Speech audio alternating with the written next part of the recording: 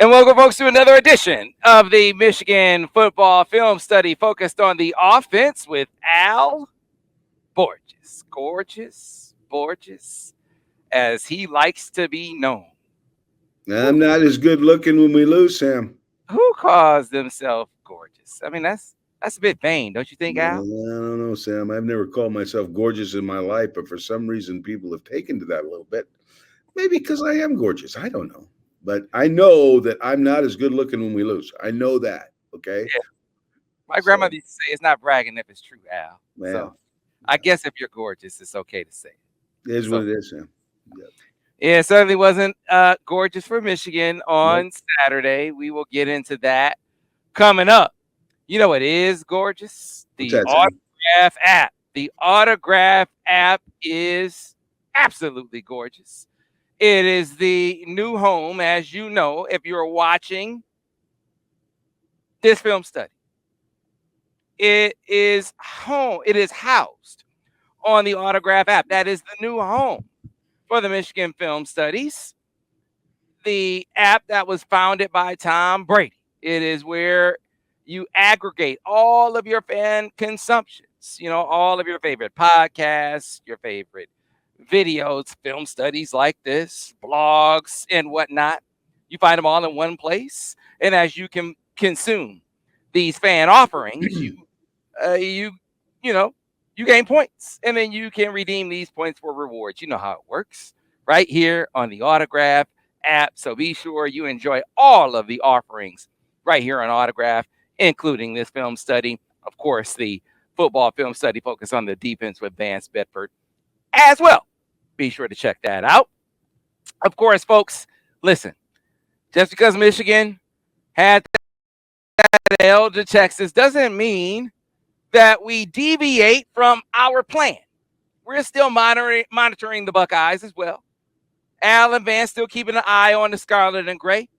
We're still going to be doing the Buckeye film study during the Michigan bye weeks. That's right, The Sam. first bye week coming up in about a month, and then the second Michigan bye week in a few months. We're going to be breaking down the Buckeyes in ways that you haven't seen before, so you know exactly what the enemy is going to bring to the table. You know Exactly. exactly what they're going to do on offense and defense, right? Kind of like Connor Stallion did.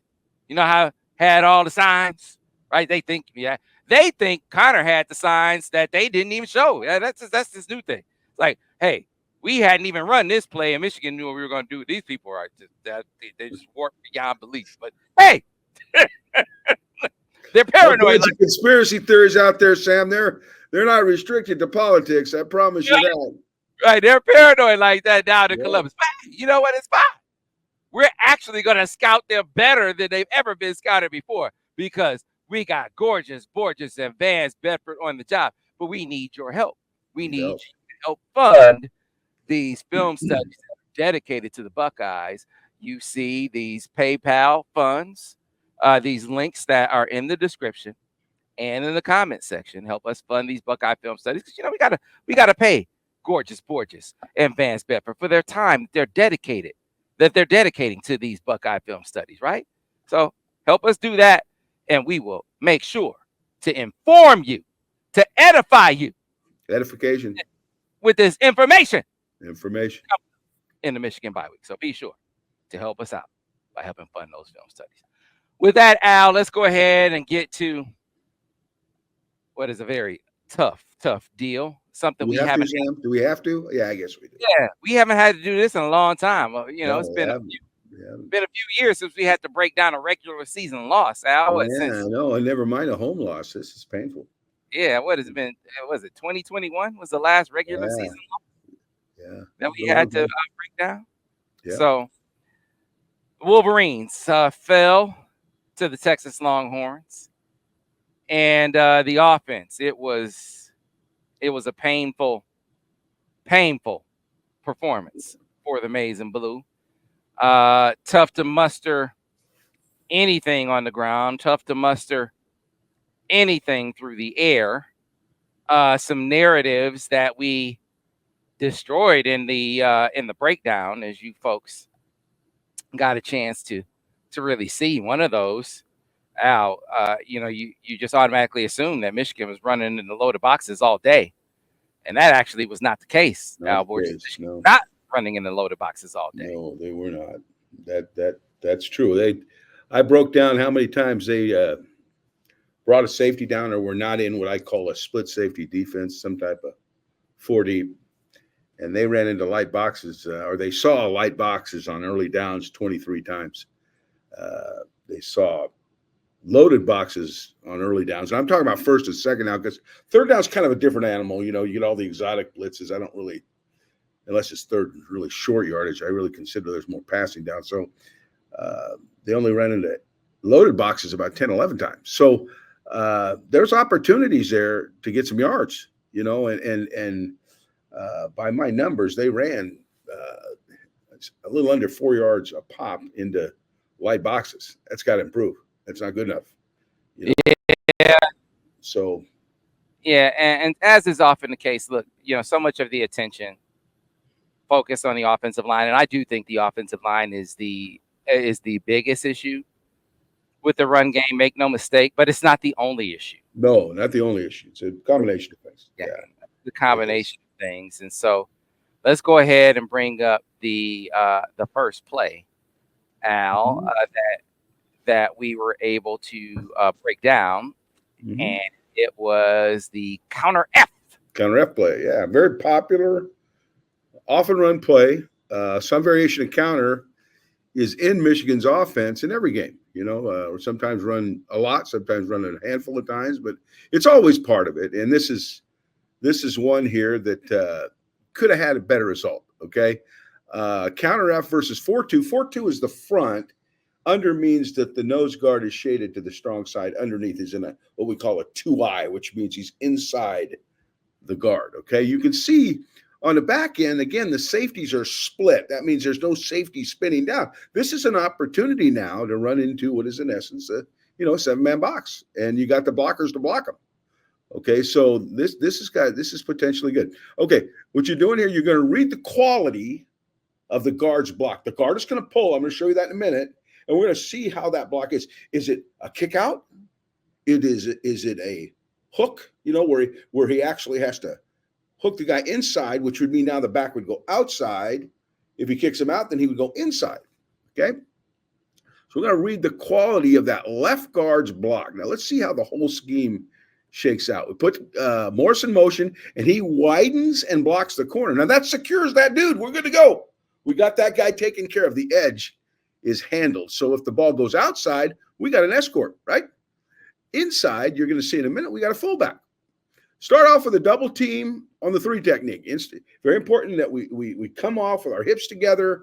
We don't allow any leakage, and we move that guy until we see the movement of the backside linebacker, and then either the guard or the tackle will fall off to block him. Okay? When you block down, they squeeze. Now they squeeze. Usually they got a couple different techniques they'll use. One is what we call a spill, where they try and take that guard on with their outside arm and blow up that vertical seam, or they squeeze with their inside arm. Now, generally on a spill technique, you're taking the ball outside. When they use an inside arm technique, you got a better shot to run inside. In this case, they squeeze with an inside arm technique. This ball's got to go outside. Still, even though it's not a spill, the ball really should go outside. So he squeezes as soon as that right tackle blocks down on the double team. Now you see the backside guard go back to seal that nose guard, and that guard pull, and that's the block that we're going to read the quality of, okay? And in this case, he pretty much has got him hooked, okay? Now, it's unusual, this play. It's unusual because the fullback still goes inside. Well, most of the time when the fullback goes inside, so does the back, okay? But in this case, that isn't really the case. The fullback fits, but I don't think the back would have fit. So with that guy being hooked, now you're going to probably take the ball wide. There's the fullback. He's going to wrap around and try and find a little entry point in there to block that play side linebacker. So that's what it looks like. There's no real help on this play if you take the ball back. It's either usually going to hit on track right in behind that fullback wrapping, or it's going to bounce outside if that guy squeezes or spills, okay? On rare occasions, you'll take the ball back on a counter, but not very often. It starts to the left, and this, as you're going to see, that's where it should go. He should attack that gap, seeing if he has it, and then as soon as he sees that squeeze, just buzz his feet, go around the corner, and pick up the receiver. He'll be your escort to the outside. But in this case, we don't stay with it. We got to stay with the block and see what happens. So you go back where everybody's unblocked. Now, he gains a few yards, but the picture with this light box is we could have been on the safety with an escort, okay? And we run back into the unblocked, and we just don't stay or read the quality well enough, and it results in a minimal damage. But this is what you want to run into. If you're going to run football, you like seeing those two high safeties, right? So they're not blowing down there, adding the one extra or the add-in defender that you can't block. But in this case, you can block a ball. This is one time where you want Donovan to bounce it. You want him to bounce. Yeah, that's where it really is, okay? If you look at it, and again, I don't think they have an end zone, but the All-22 really shows this. But we're just running back into traffic. We're running into where we're blocking back rather than running into where the seam is going to be, okay?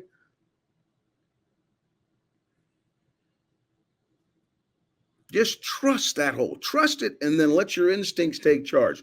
Don't do anything prematurely.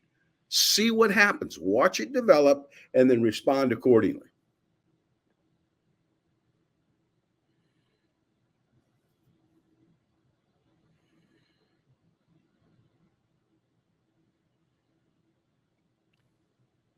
Yeah, this is the ball starts to the left, so it kind of freezes everybody for a beat and helps set those blocks up. And you can see they're all blocked inside. They're all blocked. Everybody's handled there. And the real soft spot in the defense is on the flank because the squeeze is giving up the flank, and they have a blocker to handle the corner. So they're in good shape on that play. That should have been better than it was. Yeah, there were times, and we'll show other instances where your backs, whether it was Donovan or Khalil, where there should have been more yards there where it was on the back.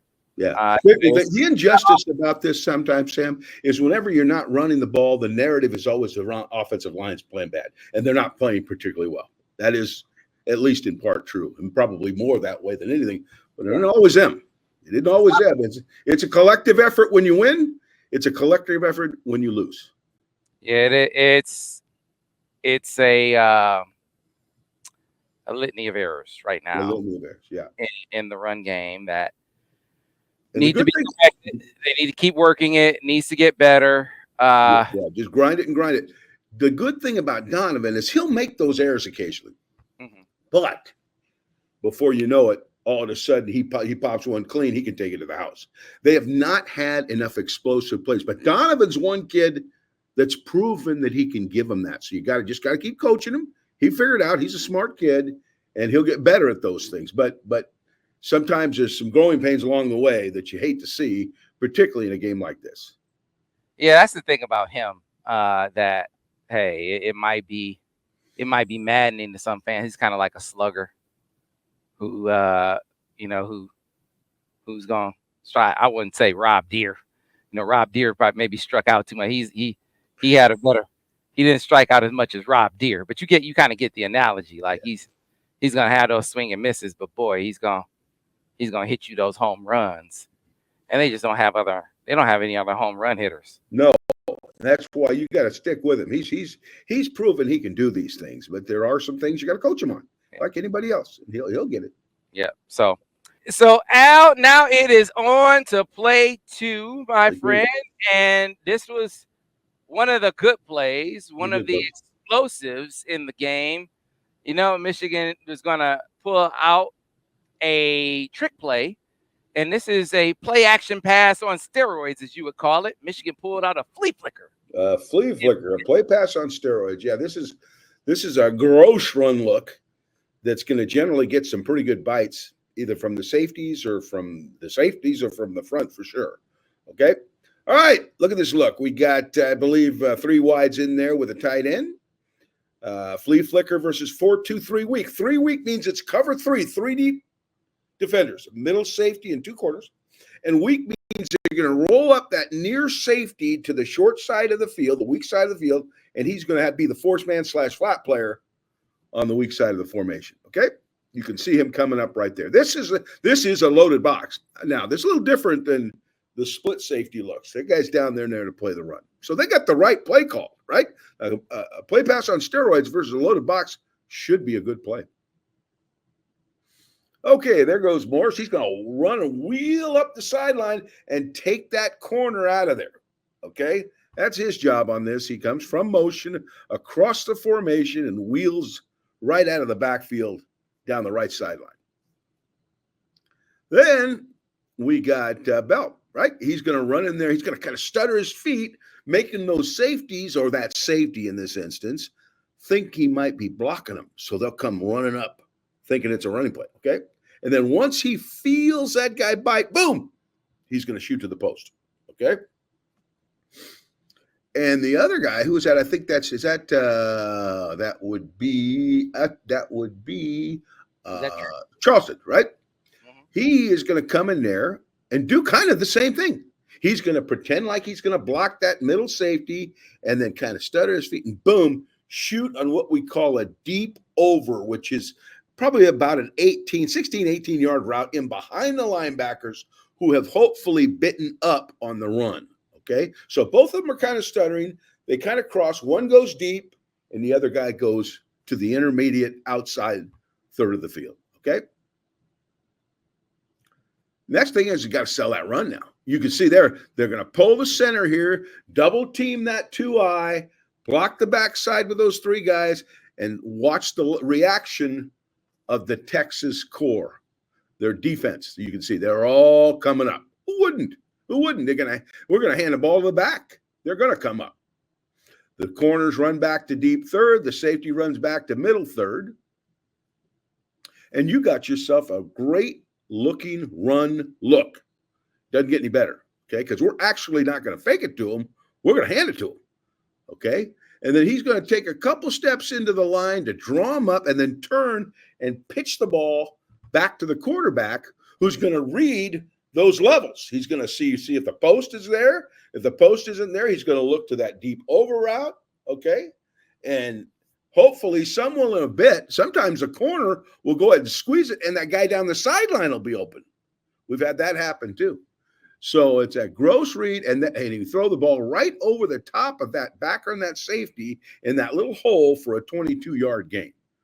Now, if you looked at this, he had half a shot to the post, but you can't really see it on this. But the safety kind of overran the post. So he had half a shot there too. But he saw what he saw. He took it, gained 22 yards. I'll take that, particularly in this game, because yards were hard to come by. You can see that center pull. Donovan gets involved right after he pitches the ball. He's going to be kind of a general protector for anybody who shakes loose in there. In this case, I believe it was the center's guy. So he helped him out, gave him that extra beat to see that throw and make that throw. So he got a completion. Look, hey, look. He did, yeah. Given how things were going, I'm not going to go. Al, I'm not going to complain about a 22-yard completion. No, not the way this game ended up going. This game was going. However, Coach Borges, if you watch the all 22, who is that? Kendrick Bell? Yeah. Running to the post? Yeah. But Coach, you can't really see it here. Yeah, you can't really see it here. You can't see it on a TV copy, but on the all 22, Coach Borges, that's a huge play. Yeah, you kind of see it here. Kind of. You can see him running by him. The last part of it, you can kind of see. That's what's nice about the all 22. You can see them all for as long as you want to see them. You're kind of at the mercy of the TV camera when you do watching it off the TV copy. So yeah, you kind of get a glance of it here, but on all 22, it's like, oh my goodness. Yeah. But I'm not putting him down. He saw the safety get back. He threw the hole there and he made the throw, and I'll take it. Coach him up a little bit, but 22 yards, pretty good accurate throw, and that's a reasonably good decision. So let it go. Yes, sir. Like I said, it's one of those things that as he gets more comfortable, this is the argument. This is the argument as the great debate, the great quarterback debate. Not saying that they're having a debate, as our debate, if you will, happens. This is the debate that says, hey, the more snaps he gets, maybe he hits that post with more snaps, Coach Borges. This is why you don't give Alex Orji snaps. So Davis gets more reps, so he sees that post next time, and he doesn't miss that post. And instead of going there for 22 yards, he goes for the bigger chunk, and maybe he gets a touchdown next time, Coach Borges. Hey, there's no substitute for experience, particularly a quarterback, Sam. Is no substitute. So they get in there, they see it once, they see it twice. Eventually, it all clears up to them. But sometimes there's just not enough reps in the world this early, to get them to where they've seen all the scenarios, have mastered all the scenarios, and make the perfect reads. I mean, that's something that takes some time. Yeah, as this debate rages on, I think, it's the debate is really about what can they improve the most in. Like if you talk about proficiency, passing versus running, and you say, hey, they're at this level as a passing team and they're at this level as a running team. Where can they, in what area can they be the best? Can they achieve the most? Do you think they can be a better running team, or do you think they can be a better passing team? What's their aptitude, right? Yeah. And it feels like with this personnel, I think you can make a case that they could be a better running team. Some people disagree. Now, this next play might run counter to that argument. Al. Might run counter to my There's more than anecdotal evidence in both cases, okay, passing or running, because there's not you don't have to cherry pick to find bad plays in this game. I'm gonna present this play, and people are gonna say, "Damn it, Sam! This says that you're absolutely wrong. We should be throwing the football more. Damn it, not running it more. QB power, Al." Now this. Yeah, but Sam, come on now. I heard the narrative on this. I don't know how many times I've heard, oh, that's so predictable. They're loading up the box. They got people. They just knew exactly what Orji was going to do. Goodness gracious, they got two safeties high, right? They're 4 to 5 yards behind the umpire, which is exactly what you want on a running play, okay? You've got a nice, beautiful box there. They're going to motion the back out, who's going to occupy the corner. You got a body for everybody. So block him, Sam. You still got to block him, Sam. Yes, you do. So let's go over some terminology for people, because we had the concepts and terminology video in week 1, but we didn't go over what a loaded box was, right? So for people who don't know, we've been talking about blocking loaded boxes. So for people who don't know what we mean, tell them what we mean when we talk about the box. And what is the loaded box, Al Borges? Tight end to tight end, okay? Right. So I'm assuming there's a right tight end and left tight end, which there isn't all the time, but let's start with that thought. They have one more player than you can block. They put them down there on purpose to slow down your run game. Generally, when there's a loaded box, there's one safety high, because the other safety's doing what, Sam? He's in the box, right? Well, in this case, that's not the case. Both safeties are in what we call a cover 4 or quarters look. When I always told the quarterback, when one of the safeties moves inside the depth of the umpire, that means he's lined up inside the depth of the umpire, he is now considered in the box. Are you with me? Well, neither one of these safeties are even near the umpire, okay? They're both playing their quarters coverage. Now, They may try and sneak that nickel out there into the box. But on this play, that's a complete non-factor because it's hitting the other way, right? And you can always control that guy with run control, with bubbles and things like that, so that he can't be poking his nose in there too much. But this is an optimal box, particularly for a 3rd and 3 play and a good running quarterback. Okay. All right. So it's just not that simple. Okay. I made that sound simple. It's not. And that looks, oh, there's a team meeting on him. Everybody was up there. No, watch the play. What happened is we have, oh, well, let's see it. Let's watch. I won't talk till we illustrate it. Great view. Okay, now let's talk about it. The running back's going to go in motion to pull out the corner. Beautiful. Okay. It's a quarterback power, simply enough. He's going to take the ball. They're going to double team to the backside linebacker, and it's a pretty good double team. The left guard and center are going to block back. Boom, down. That's look good. So everybody, the defense is stopped by the angles of the offense. Okay. So you got to put, and then Bredeson's going to kick the guy out. And then we're going to pull that guard around to block that linebacker, just like that. See?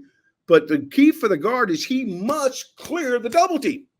You got to clear the double team. He can't let the double team, because this is not a bad double team. Now, sometimes there'll be leakage on the double team and the guard gets eaten up and can't get around, and this kind of stuff happens.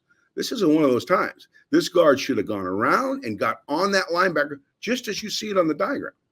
But for some reason, we bump into somebody and the guy fills. Now there's no place to go. Now he's got to turn back into all the traffic, and it looks like there's a team meeting on the ball carrier, and they loaded the box and had a million. No, they didn't. We just didn't block a key player at the point of attack that made this play look UGLY, and it really shouldn't have been. Must clear around. See, there's a nice big hole there, but somehow we got held up. I'm not sure why or how or what, but I know that should have happened. Okay, that should have happened, and this should have been an easy first down. Any theories on what he could have thought? Well, see what happens with the guys sometimes, Sam, because I've called so many power plays and I've heard all the reasons. Okay, sometimes the lineman, the puller, will think he sees color in the hole and have to give himself up to get the play started. Okay. But he can't think that that's going to happen every time, because then there's just going to be another guy free. You understand? So anytime there's quality to that tray block, which you see in there, you got to clear that tray block. Now, if that tray block got split and the guy's in the backfield, he may have to be used up. But that just doesn't happen here. So it was not telegraphed, and it was not a loaded box. No. That's just something you say after you see the play fail. Everybody says, oh, it's a dumb call. This is just poor execution, period. If they had everybody barreled up in there in a safety strip, then I think you got a case. But on this one, there's no case. You've got everybody blocking their guy efficiently but one.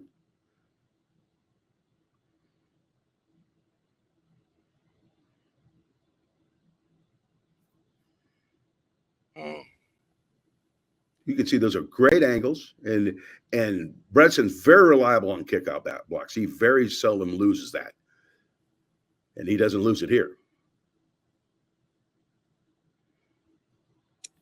Boy, missed opportunity.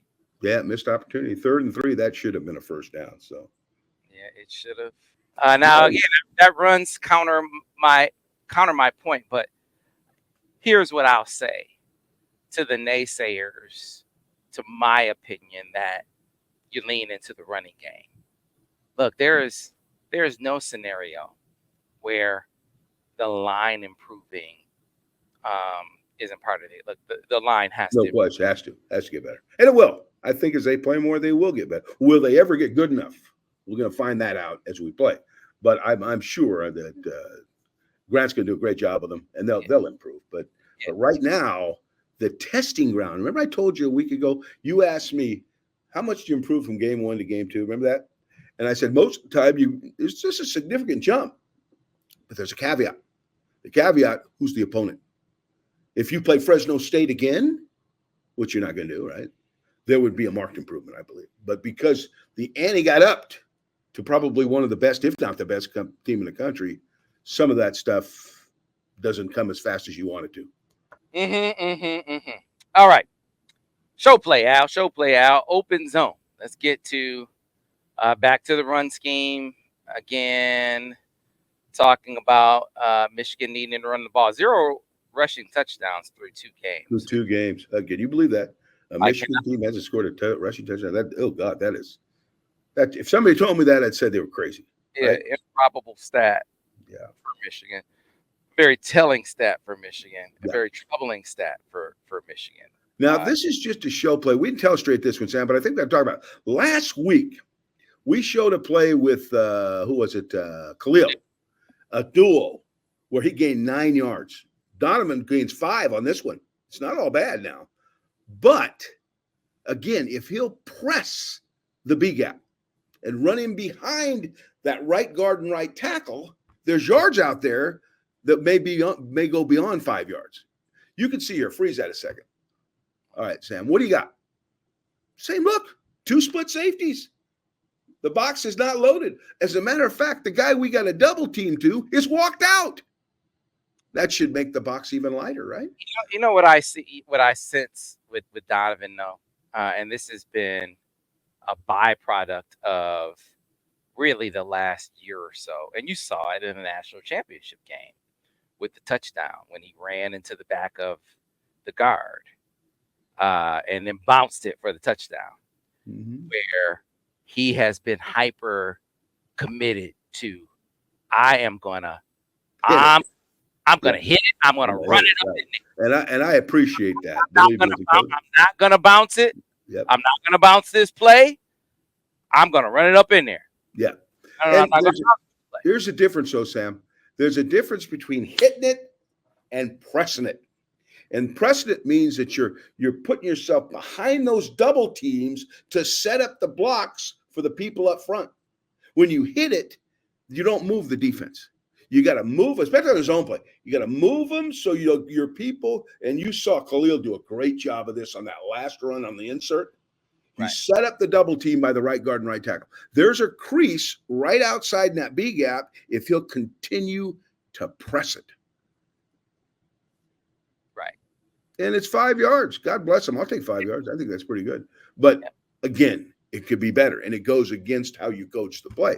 And again, I say, some backs, they go against the way you coach the play, and they go crazy.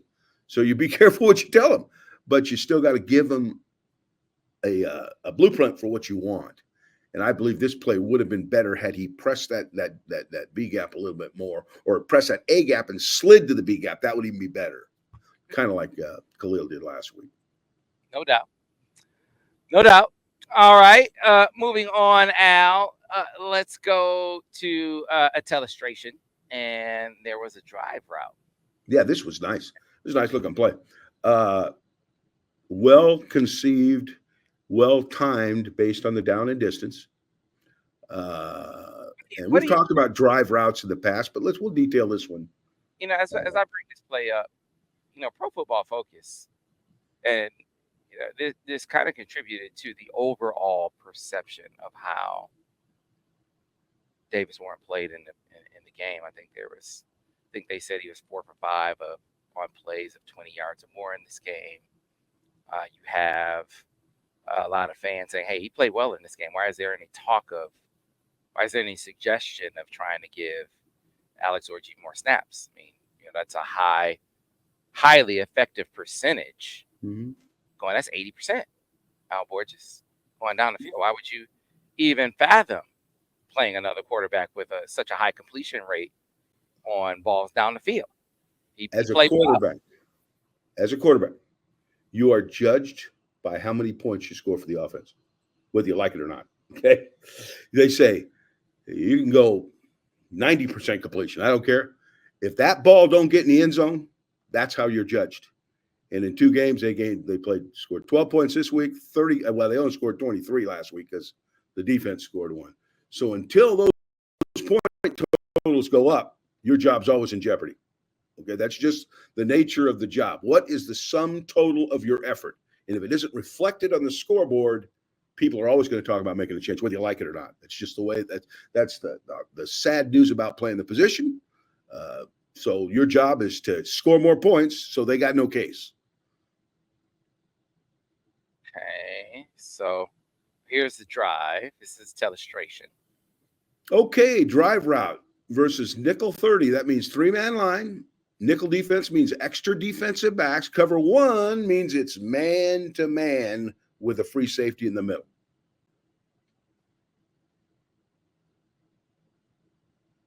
And there you go. That's who's got who. You got the free safety going in the middle, everybody else locked up. And if they ain't dotted, they're coming. And we'll show you that too. That's who everybody's got. Oh, and there you go. That nickel guy or that linebacker's coming off the edge. They're twisting the nose guard in the right defensive end. They're bringing the stand-up linebacker in the B gap and rushing the end off the edge. So you got a 5-man pressure here, okay, with no rat player, meaning no short hole player. They're all locked up man to man with the safety protecting the post. That's the look that Michigan's getting here. It's 3rd down and 5. So we don't really talk about loaded boxes and all that stuff on 3rd down because this is the stuff you get. You get exotic pressures generally. Okay, Donovan is responsible for that guy coming off the edge, which he does, picks him up. And then the routes. There's on a drive route, the inside receiver, and in this case a tight end, usually runs what we call a basic cross, which is about a 10 to 12-yard break-in or short dig route. Dig means break in route, okay? He generally is the second look on a drive route, okay? The motion man is going to come across, and he's going to drive across the field between about graduating to 6 yards in depth and blowing and going at top end speed unless he sees his own defense, in which case he can settle in a void in the zone. But in this case, it's man to man, so he's just going to go like hell, right? He's just going to try to run away from his defender. And that's your first 2 looks, is the drive route 1, the basic cross 2, and they add another guy. Okay, they add another guy. On this one now, they've got Charlton running the dig, the deeper dig, okay? The deeper dig. So he is also an option on this play. Split end just runs a guy out as fast and as hard as he can so that once that ball's caught, that corner's got his back turned, so there's some run after catch, okay? Assuming the ball is thrown in a manner and fashion that allows him to do so, okay? So that's drive. That's, well, there are many ways to drive, but this is really a basic flanker drive or slot drive, West Coast offense 101. This is one of the first plays you put in, okay?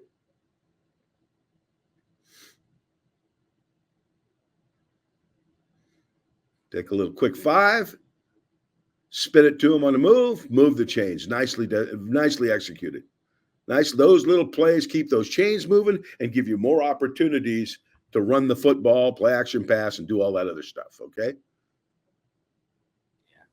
You can see there's the man-to-man. Boy, this was there's the pressure. Play. They were putting together a little something. This was before the unfortunate turnover with Colston, where you're like, oh, well, this just isn't Michigan's day. No, yeah, right. Yeah, Michigan can, just get even in field goal range here. You go into the break, and it's 17-6. Right. Now, something else, Sam, play that back once more. I want to mention one other thing, and then we'll go on to the next. But that middle linebacker is doing what you call a green dog.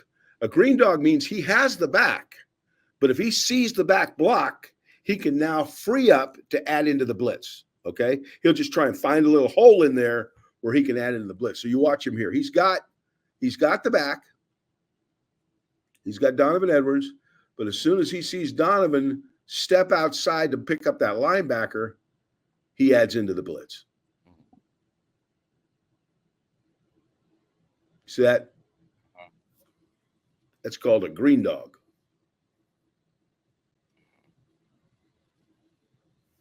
Yeah, so that was like I said, they were putting together a little something. And if they had been able to get in the field goal range, it's a different deal as it stands, though. They Mhm. wind up getting the fumble from Colston. They wind up turning that into a touchdown. Michigan goes into the breakdown 24-3. The two first half turnovers were turned into 10 points. Yeah. That's a huge swing. Obviously, there was the interception earlier by Davis Warren. The two interceptions he threw in this game. There was the one where he tried to get one. He had pressure in his face on it.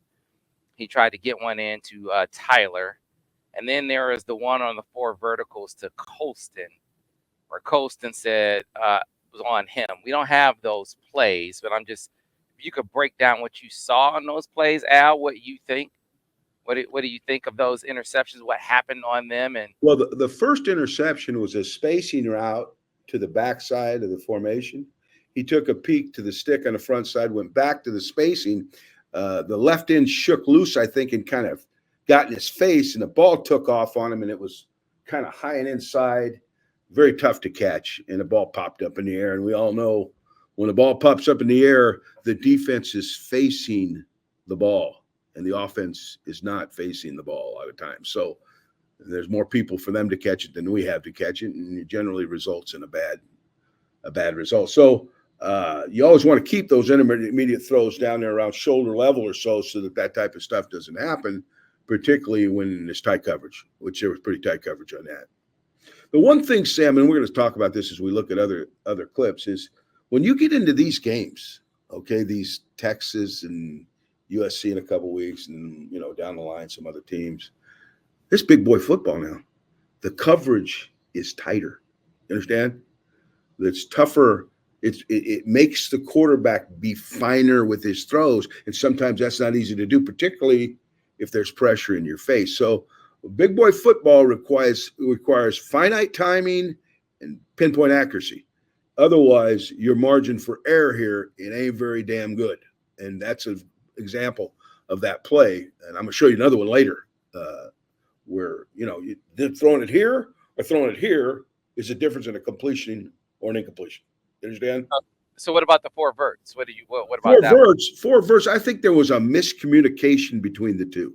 They were four vertically in a 4 deep defense, and in a 4 deep, a cover four, that safety is generally going to carry that vertical. And the inside, I think it was Colston, took off running by the safety, and I don't know, I'd have to talk to him. I think he thought Colston was going to bend, so he threw a pass assuming that he was going to bend under that safety. He didn't do it, and he threw it right to the safety. Now Davis has got to see that, and I like the fact he wants to anticipate the throw, but he's got to confirm that with his eyes and then get it out. But I think he kind of said, I think he's doing it. He didn't do it, and well, you saw what happened. So you put that on the quarterback. I would put that on the quarterback, and I would say maybe on the receiver too. Maybe he should have bent it. Again, I'm not sure exactly how they coach it, but I know how we did. If the safeties were split, we bend underneath any split safety look. So could be both of their faults. You know what I mean? Yeah. All right, back to the run game. These are more examples of plays where blocked well, and you need your backs to get more from the play. All right. Right. Blocked well, you need your backs to get more from the play. Here's a power read. Yeah, I love this play, and I think this is if you're going to play Alex Orji, this has got to be on the menu somewhere, and they'll get better at this play as they run it more because it is a pain in the butt for the defense to defend, particularly if that guy taking that snap can run the ball. Okay, the power read is what you're doing is you're reading the end to see if he closes when the left tackle blocks down. Now, we didn't illustrate this. We may in the future though. Okay. And then if that end closes down, you give the ball to the guy. You just tell the quarterback, if you think he can run around him, give him the ball.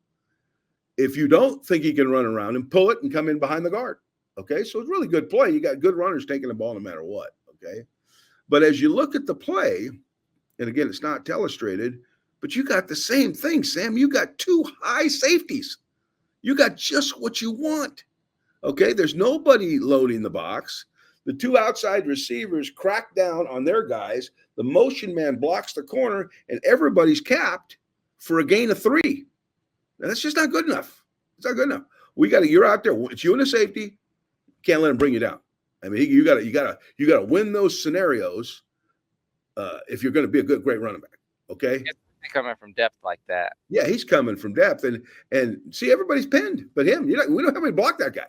That's got to be the backs guy. Okay, so my point is you either beat the guy or find somebody who can. Okay, it's that simple. Or maybe this kid's a good back, but maybe this isn't his kind of run. Maybe he's more of a inside the tackles guy, which he seems like he has been. But you can't let that number 4 be a hero on that play. You're the hero. You can see everybody was blocked well. This play should have been much better. So this is an example where it's not the line. This is no. It's a collective effort when things are going wrong. Sam, we're going to talk about the line. We're going to talk about the backs. We're going to talk about everybody. Everybody gets some stake in this thing. We're not blaming anybody. We're coaching them. We're trying to get them all better, understanding what we could have done better. Yeah, and this is probably, other than the flea flicker, this may have been Michigan's best chance for an explosive on a day. The flea flicker may have been a touchdown. This may have been close to a touchdown if the dime beats this one guy. I'm sure he'll say the same. I'm sure he would say the same thing. Yeah, and it's a good run in terms of finding the hole. He's this is a CT or CH counter, CY counter. Okay, meaning the center's pulling and the tight end is pulling. Okay, and Donovan does a great job of driving that ball up in there, finding that cavity, coming back, and you can see he's free. But that's a 12-yard gain. Okay, if you could go back to the wide angle. Okay, and then pause it once he gets through. Okay, so pause. These we got to win these. We got to win these. We got to break a tackle. We got to juke them. We got to outrun them. We got to do something to win that. Okay, because that's a touchdown, and he has won these. This is what's kind of unusual because I've seen him in these situations. He just blows by him a lot of times, or at Ohio State, they tried to clip his heels. He steps through it, and he's gone. But for whatever reason, he didn't do it here. 12 yards is good, but a touchdown's a lot better in a particular game like this where points are needed. But it's well blocked. Probably the best block play that Michigan had all day. And a great job of finding it. Yep, he found it. Just was do something dynamic. Do something dynamic. Yeah, they gotta have these. Again, I know this is. Yeah. This kid's an explosive guy, and he's proven he's an explosive guy. And I don't think people say, "Oh, you can't run inside or you can't do this." You take him out of the lineup, you take one of your weapons, your big time weapons out, and I don't think that's a good idea. But he's got to get better at winning these so that he can justify, I'm capable of doing this and I can do it consistently. Well, listen, there's no denying that. I think he would admit that. I don't think there's any question about it. I'm not disputing that either.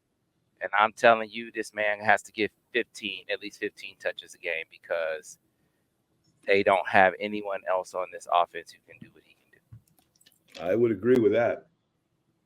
And touches doesn't necessarily obviously carries, right? They could be bubble screens. They could be downfield throws. Who knows? He's very capable, highly skilled athlete. And you give him enough of those chances, he's going to break one. Okay. Yep. All right. Let's go ahead and get back to man, we are killing the run game here. It's almost as if we're making a point. Well, people want to know why. They want to know why, and they're entitled to know why. That's why we kind of have this show, and that's what I told you. I don't want to hear all the whining. I mean, I hear all that out there. Let's look and see. Let's cut to the chase and look and see what the problems are, so that we have an educated perception of what happened. Okay. Now this is a little bit of a mess. Okay, this is a power play, and on this play, unlike the Q quarterback power on 3rd and 3, they don't get a good double team. They don't keep those hips together and drive that guy off the ball. And what happens is they split it. Okay, they split the double team. You can see that. I try to go slow. And the play never gets started. And again, it's really not a bad scenario, although they are spinning the safety down, so they're adding in the box on this one. So the back's going to have to beat that. This is not necessarily a light box because it does not become a split safety defense because they add, even from the split safety look, they add a safety into the box. So think about, but look at this now. The backs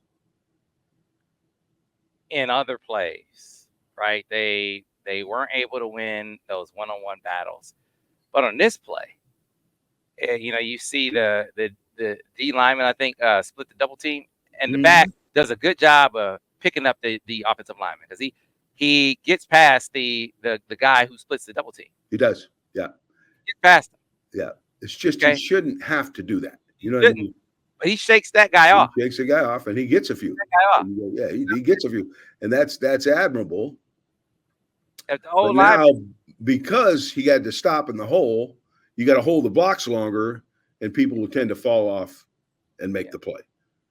So, but if the old lineman was just able to get to the linebacker, yeah, after missing the double team, right, it would have been all right.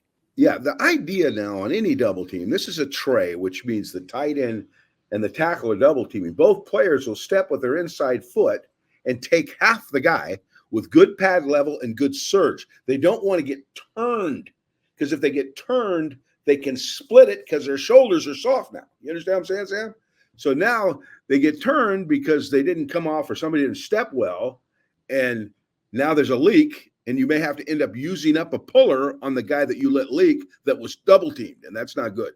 All right, Al Borges, let's go back to the passing game. This is a tough day, especially when you look across and they were hitting everything. They were hitting everything on the other side. They were hitting in the run game. They were hitting in the pass game. They were hitting structure. They were hitting improv plays. They did it all. Yeah, they did. They looked like us last year. Quarterback runs around and raises hell when it's not open, but he could hit it when it was, the way you drew it on the board. He had that ability too. He's a good quarterback. He's a good player. Yeah. They're making it happen. Hats off to him. I give them a ton of credit. They're for real over there. Yeah. Okay. Now what we have here, and again, we didn't illustrate this, but this is a play action pass. This is a normal play action pass off an insert zone, Sam. Now, can you pause that? See that? Ooh, that's great. Great right there, Sam. This is an insert zone. So it looks like a run big time. Remember what I said about play passes? They got to look and they got to sound like a run. Keep your hats down and come off hard because it's not an RPO. This is a play action pass, okay? Now, what they're doing on this thing is trying to pull the core up, and because they're in a loaded box, they're spinning that safety down again. Okay, this time they're loaded. So you got the perfect play, the loaded box and a play action pass. You got to like that, don't you, Sam? Okay. So what they got going on the top, they got a little dagger concept. We went over that when we went over the concepts tape. Remember that? One guy's going to the post and the outside guy's coming on a break-in. All right. On the backside, excuse me, they got a skinny post, or what some people call a bang eight, where the guy's going to run down about 10 yards, put his foot in the ground, and break and look, kind of a deep slant. Look quickly for the ball. I thought this play was read and timed very well. They got a middle safety, and they got a middle safety in the middle, and the rolled up safety is down into the box. So there's a throwing window right to that guy. Okay? Right to him. You got the right play called at the right time, and he's really throwing it to the right guy because in a one high, a skinny post is a good call, particularly with a corner off. Well, big boy football, Sam. This is big boy football, right? And the margin for error is small. This ball's on his back shoulder. He's got to kind of reach back. As he reaches back, the corner takes his arm and strips it. If the ball's on his front shoulder, that's going to be much more difficult to do. If you're playing Fresno or one of these other teams, the corner may not be that close because he may not be as good a corner. But this guy is going to make your life as difficult as he can. So now you're really about 6, maybe 7 inches off a completion. But you know what, Sam? Instead of it being a 15-yard gain, it's an incomplete pass and it's 2nd and 10 for a team that hasn't been running the ball very well. Timing's right, read's right, but throw is just not in a spot that the receiver can really catch the ball. Another show play, Al. This is Z spot X under. Okay. Now on this play, pause it just a second, Sam, right there. Okay. Now you got a little Z sit outside or spot where the point man's running a corner, the flanker's running a little stop spot about 6 yards deep, about 4 yards inside, and Donovan's swinging. Now that's an option. That's one side, right? And it's open, very open, okay? On the other side, you got a little vertical under where Colston's coming underneath.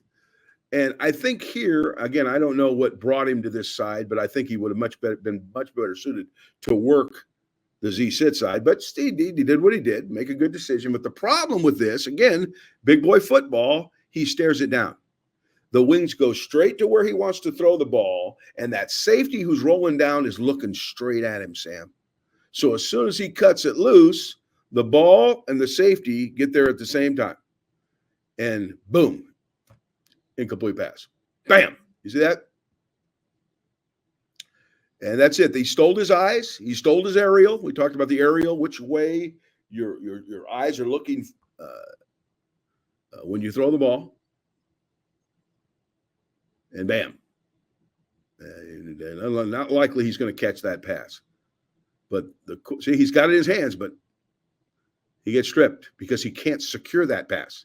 You can call that a drop if you want, but I don't think it is. I think that that's a ball that where he was allowed to get a jump on that throw because he stole his aerial.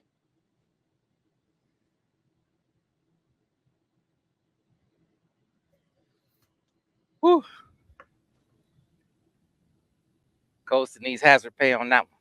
Big boy football, Sam. Not a lot of margin for error in big boy football.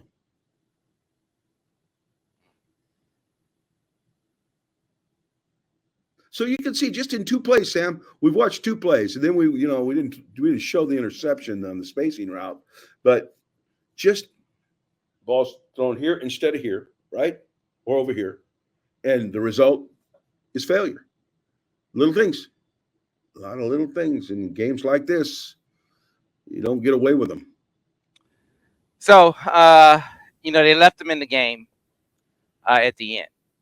Clearly trying to put some positive things on tape, trying to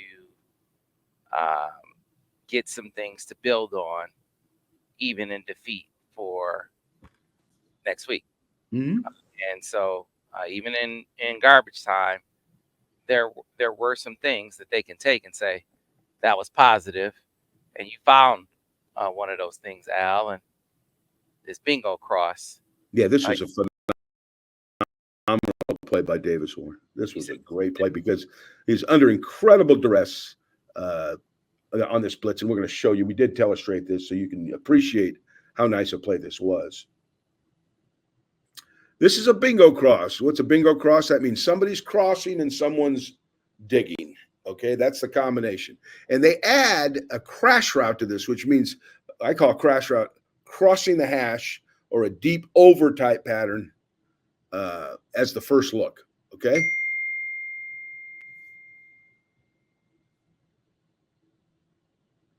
Now we illustrated this from the end zone so you could see what he had to deal with on this play. Okay. All right. Crash versus nickel up. See that? See those linebackers up?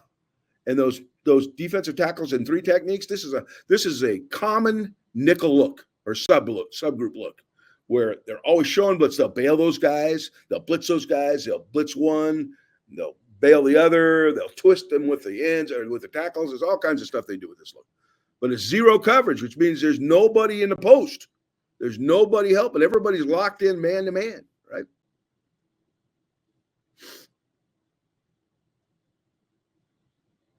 There's your first guy. That's the crasher. That's Morris. He's crossing the hash, crossing the hash. And then Samaj goes in motion. He's going to run a little 12-yard in cut, just like that guy did on the drive earlier. Remember that one? Well, he's doing it from the opposite side of the cross. On the drive route, he comes from the same side as the cross. Okay, so he'll be one of the reads also. And then Colston will run a shallow cross. All right. So you peek at that crash. You read that combination between the shallow and the dig. Okay. That all sounds good if you got time to do it. Unfortunately, on this play, there's not much time. And it's because they're bringing more than we can block. Okay. And we'll show you what that's about. Both tackles have the big man outside. That's their responsibility. Okay. Both guards have the three techniques. Okay. The center has the first blitzer, and the back, Donovan Edwards, has the other blitzer. But they add another blitzer. Unblocked blitzer, the ball must be released. And there he is. You can see we spotlighted him. He's going to come right in behind. He's going to follow right in behind that blitz, and we got nobody to pick him up. Okay? That's a 7-man look. So that ball has got to come out, and it does. It does. He makes a great play to buy a little time with his footwork. See that? Takes a big hit and hits him right in the hands. That is a big boy play. Okay, that was awesome. Very impressive. And here you can see it from the wide. Best play of the day, Al, for him? No, without question. But going away, that's the best play of the game, in my opinion. You might say you liked another one better. But this, if you can make this throw under this kind of duress, God bless you.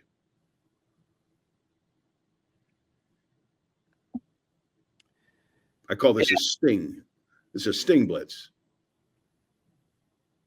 Yeah, the key is can you stack? Can you stack plays? Can you make plays? One behind the next. Yeah.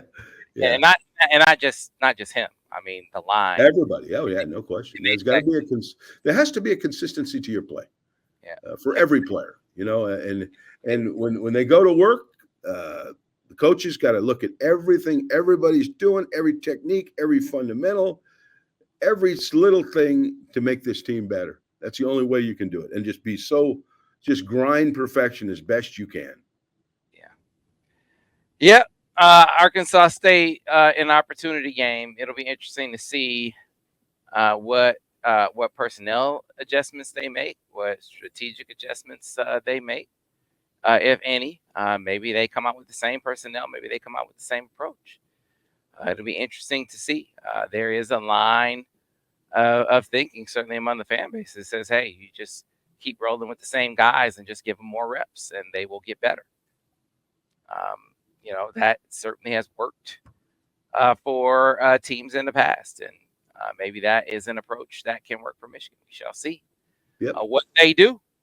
Whatever they do, we will be back to break it down. We'll be back on the next film study, folks. Of course, that film study will be right here for you on the Autograph app, where you can enjoy all of the offerings that you enjoy as a fan. Your favorite podcast, your favorite videos, like these film studies that are offered by us here at the Michigan Insider. It's the football film study with Al Borges, the football film study with Vance Bedford. Of course, don't forget, we are going to be doing the Buckeye breakdowns. Buckeye breakdown. 5 weeks. Evil Empire, Sam. Evil Empire. That is right. You got to help us fund those Buckeye breakdowns, though. Al and Vance working tirelessly to break down the Buckeyes. So if you want to help fund those Buckeye breakdowns that we are going to do during the Michigan bye weeks, be sure to click those links in the description. Right there the PayPal links, go over there. Help us fund the Buckeye breakdown so we can break them down better than you see the Buckeyes do it. So you know exactly what the enemy is doing. We're going to make it happen during the Michigan bye weeks. You can help us do that. Until next time, folks, be sure to tune in for the next edition of the Michigan Football Film Study, focused on the offense with Al Borges. We'll see you then. Go Blue.